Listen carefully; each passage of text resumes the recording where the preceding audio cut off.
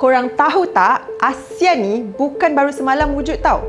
Sebenarnya dah lama, sejak 8 Ogos 1967 lagi. Masa tu, cuma 5 negara je yang join, iaitu Malaysia, Indonesia, Singapura, Thailand dan Filipina. Dan Malaysia ni geng, antara pengasas asal. Bangga weh, dari dulu lagi kita dah ada tempat tetap dalam kelab besar Asia Tenggara ni. Lepas tu, tahun 1976, ada perjanjian Bali, nama glamournya Treaty of Amity and Cooperation.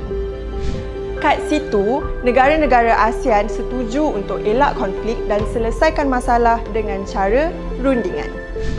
Malaysia pun sign sekali. Fast forward ke tahun 1995, ASEAN isytihar rantau ni zon bebas nuklear. Maknanya, Asia Tenggara kekal selamat, tak jadi gelanggang senjata besar-besaran.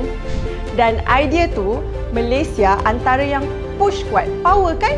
Tahun 1997 pula, AFTA mula jalan atau ASEAN Free Trade Area. Lepas tu, banyak barang dagangan antara negara jadi lebih murah dan senang nak keluar masuk.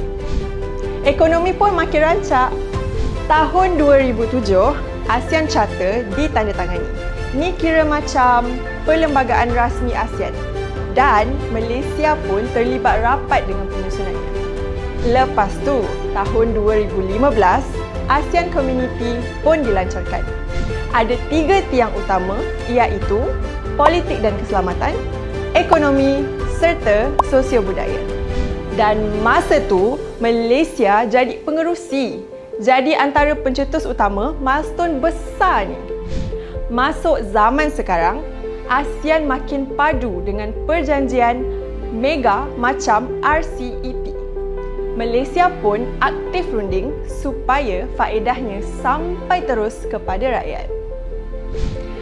Dan sekarang, di bawah kepengerusian ASEAN 2025, satu lagi bab baru tengah berlaku. Timor Leste bakal jadi ahli ke-11 ASEAN. Malaysia sekali lagi main peranan penting bantu negara baru ni masuk dengan lancar dan faham cara rundingan ASEAN. Kalau kita tengok balik, setiap milestone besar ASEAN mesti ada cap jari Malaysia kat situ. Sebab tu, bila tiba sidang kemuncak ASEAN ke-47 dan sidang-sidang kemuncak berkaitan, Malaysia bukan sekadar tuan rumah.